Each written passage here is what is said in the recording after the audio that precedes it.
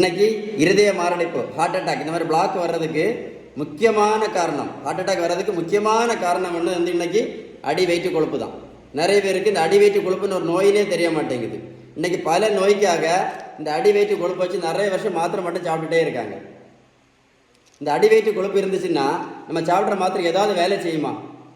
நான் இத்தனை வருஷம் மாத்திரை சாப்பிட்டுட்டு இருக்கேனே, எனக்கு ஏதாவது நோய் சரியாச்சுதா அப்படின்னு என்னைக்காவது யோசித்து பார்த்தீங்களா?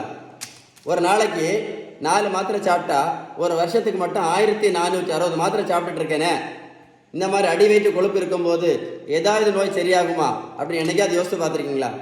உங்களுக்கு ஒரு குட் நியூஸ் சொல்ல போகிறேன். இந்த தம்பிக்கு 140 கிலோலேருந்து 70 கிலோ, மொத்தம் 70 கிலோ வெயிட்டு குறைச்சிருக்கேன். மாத்திரை கிடையாது, ஜூஸ் கிடையாது, புரோட்டீன் பவுடர் கிடையாது, ஓடும் பயிற்சி கிடையாது, ஜிம்மு கிடையாது, பேரியாட்ரிக் அறுவை சிகிச்சை கிடையாது. அப்போ எப்படின்னு கேட்குறீங்களா?